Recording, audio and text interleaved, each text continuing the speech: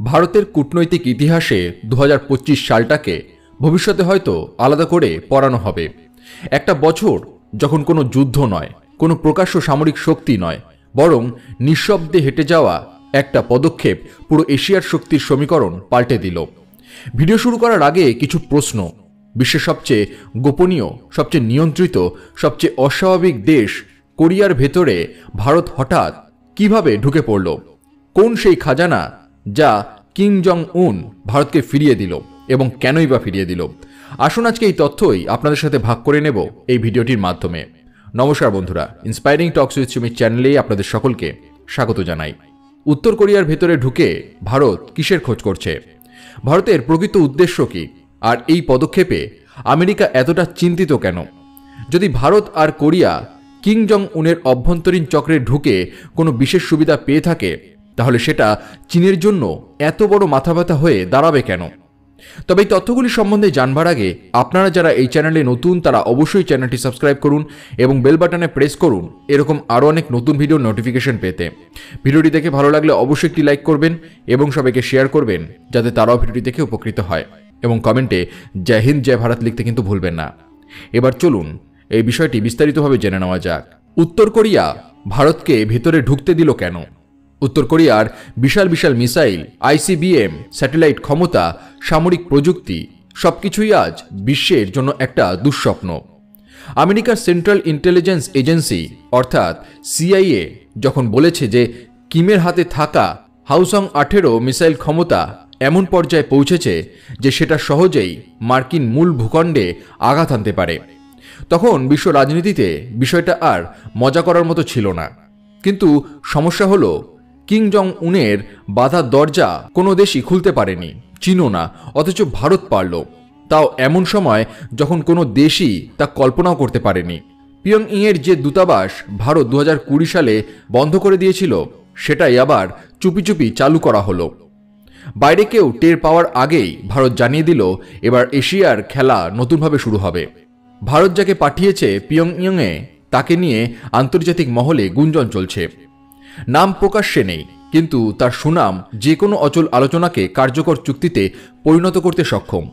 তার মতো লোককে সেখানে পাঠানো মানে ভারত কিছু বড় চাইছে। প্রশ্নটা এখন সেটা কি?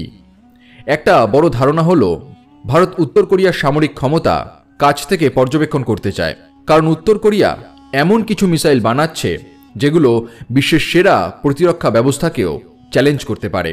আপনি যেই হাউসং 14, হাউসং 15, হাউসং 17 কিংবা সাম্প্রতিক হাউসং 18 এর কথা শুনছেন, এগুলো শুধু নাম নয়, এগুলো বিশ্বের রাজনীতির উচ্চতম আতঙ্ক। প্রতিটি ICBMই এমন স্কেলের, এমন রেঞ্জের যা একটা মহাদেশকে ধ্বংস করে দিতে পারে। সেই প্রযুক্তির ভেতরের রহস্য কেউ জানে না। চীনও পুরো জানে কি না তা নিয়েও প্রশ্ন আছে। আর ভারত যদি সেটা ভেতর থেকে বোঝার সুযোগ পায়, তবে সেটা সরাসরি দেশটির প্রতিরক্ষা ও কৌশলগত স্বাধীনতার জন্য বিশাল সুবিধা। এবার আসি, উত্তর কোরিয়া ভারতকে ঢুকতে দিল কেন? কারণটা মোটেও সরল নয়। প্রথমত, কিম জং উন এমন একজন দেশ খুঁজছিল যার উপরে আমেরিকা বা চীনের চাপ নেই। ভারত সেই দেশ। ভারত কারো দাস হয়ে চলে না, না আমেরিকার না চীনের। সারা পৃথিবী জানে ভারত যখন নিজের সিদ্ধান্ত নেয়, সেটা 100% নিজের স্বার্থেই নেয়। সেই স্বাধীনতার মূল্য উত্তর কোরিয়া বুঝেছে। তারা বিশ্বাস করতে শুরু করেছে ভারত তাদের সঙ্গে কোনো গোপন রাজনৈতিক শর্ত জুড়ে দেবে না, বরং একটা ভারসাম্য বজায় রাখবে। দ্বিতীয়ত, চীনের উপর উত্তর কোরিয়ার নির্ভরতা কমে যাচ্ছে। চীন যেভাবে উত্তর কোরিয়াকে ব্যবহার করত একটা বাফার স্টেট হিসেবে, কিম জং উন এখন আর সেভাবে চীনের উপর নির্ভরশীল থাকতে চান না। তিনি জানেন চীন তাকে ব্যবহার করে, বড় কিছু দেয় না। তাই তিনি নতুন বন্ধু খুঁজছেন, আর সেই বন্ধু হতে পারে ভারত। তৃতীয়ত, ভারতের মানবিক অবস্থান। অতীতে ভারত উত্তর কোরিয়াকে খাদ্য দিয়ে সাহায্য দিয়েছে, মেডিকেল সাপোর্ট দিয়েছে। চীনের মতো রাজনৈতিক শর্ত ছাড়াই করেছে এগুলো ভারত। এই সম্মান কিম জং উন মনে রেখেছেন। এবার আসা যাক, আমেরিকা কেন কেঁপে উঠল? এর কারণ হলো, আমেরিকার সবচেয়ে বড় গোয়েন্দা চ্যালেঞ্জ ছিল উত্তর কোরিয়া। তারা কখনো কিম জং উনের ভেতরের সিদ্ধান্ত বোঝাতে পারেনি। কে কি সিদ্ধান্ত নিচ্ছে, কখন মিসাইল লঞ্চ করা হবে, কোন জেনারেল কি ভাবছে, এসব জানার তারা সক্ষম ছিল না। এখন যদি ভারত সেই ভেতরের বৃত্তে ঢুকে পড়ে, তাহলে ভারতই হয়ে যাবে এশিয়ার সবচেয়ে গুরুত্বপূর্ণ তথ্যবাহক। এমন ক্ষমতা কোনো দেশই ভারতের হাতে যেতে দিতে চাইবে না, বিশেষ করে আমেরিকা। কিন্তু এখানেই শেষ নয়। ভারতের এই পদক্ষেপের আরও একটি লুকানো গল্প আছে, একটা গল্প যা বহু ভারতীয়ই জানে না। ভারত উত্তর কোরিয়ার সম্পর্ক আসলে অনেক পুরনো। ভারতই ছিল সেই কয়েকটি দেশের একটি যারা উত্তর কোরিয়াকে আন্তর্জাতিক মঞ্চে একসময় সমর্থন করেছিল। ভারতই উত্তর কোরিয়ার কয়েকটি সংকট মুহূর্তে সাহায্যের হাত বাড়িয়ে দিয়েছিল। উত্তর কোরিয়া সেই ইতিহাস জানে এবং মনে রেখেছে। ভারতের এই পদক্ষেপ আন্তর্জাতিকভাবে কি বোঝায়? এটাই বোঝায় যে ভারত আজ এমন জায়গায় পৌঁছেছে যেখানে অন্যরা যেতে পারে না, যেখানে আমেরিকা ভয় পায়, যেখানে চীনের অনুমতিও চলে না, সেখানে ভারত নিজের অবস্থান তৈরি করছে। এটাকেই বলে স্ট্র্যাটেজিক অটোনমি। আর এখানেই ভারতের সবচেয়ে বড় শক্তি। ভারত কোনো পক্ষপাত দুষ্ট শক্তির প্রতিনিধি নয়। ভারত কোনো ব্লকের দাস নয়। ভারত কোনো সুপার পাওয়ারের ছায়ায় দাঁড়িয়ে নয়। আজকের বিশ্বে যখন সবাই হয় আমেরিকার পক্ষে নয় চীনের পক্ষে, ভারত দাঁড়িয়ে আছে নিজের পক্ষে, ভারতের স্বার্থের পক্ষে। আর উত্তর কোরিয়া ঠিক এই কারণেই ভারতকে ভরসা করেছে। চিন্তা করুন, উত্তর কোরিয়ার ভেতরে একজন ভারতীয় কূটনীতিক উপস্থিত থাকা মানেটা কি? এর মানে হলো ভারত এখন সেই দরজা দিয়ে হাঁটছে যেটা খোলার সাহস বিশ্বে খুব কম দেশই দেখাতে পারে।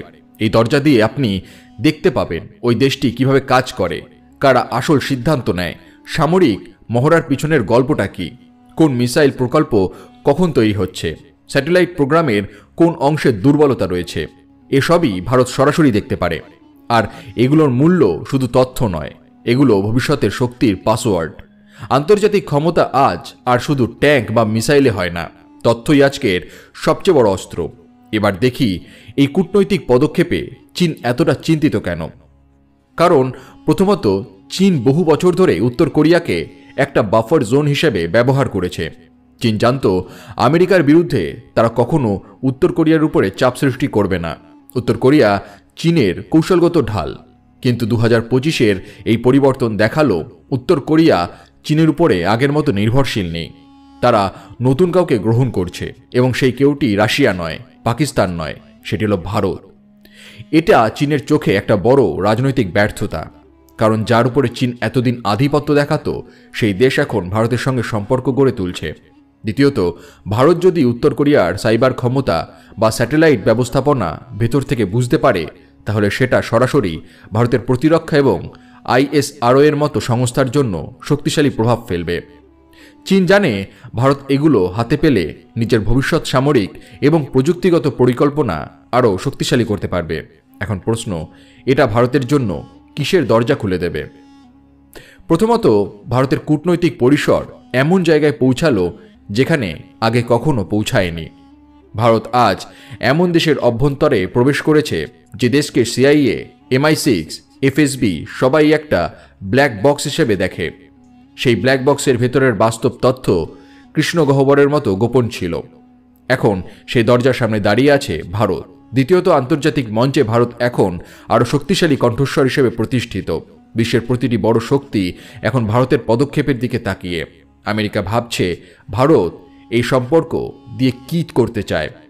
চীন ভাবছে ভারত কি উত্তর কোরিয়াকে তাদের হাত থেকে পুরোপুরি সরিয়ে নিচ্ছে। রাশিয়া ভাবছে ভারত কি এখন নতুন কৌশলগত জোটের ভিত্তি তৈরি করছে। এবার আসি, এই পদক্ষেপে ভারতের উদ্দেশ্য কি? এশিয়ায় যদি কোনো দেশ অন্ধকারে ঢাকা থাকে, সেটা উত্তর কোরিয়া। ভারতের হাতে সেই দেশের তথ্য গেলে এশিয়ার ক্ষমতার মানচিত্র নতুনভাবে আঁকা হবে।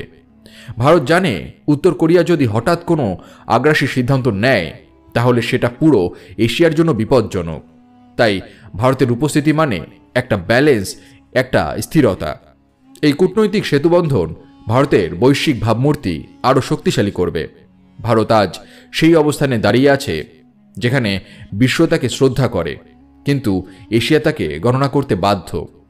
উত্তর কোরিয়ার মতো একটা দেশ আন্তর্জাতিকভাবে ভারতকে দরজা খুলে দিল। এটা কেবল কূটনৈতিক ঘটনা নয়, এটা ভারতের উত্থানের চিহ্ন।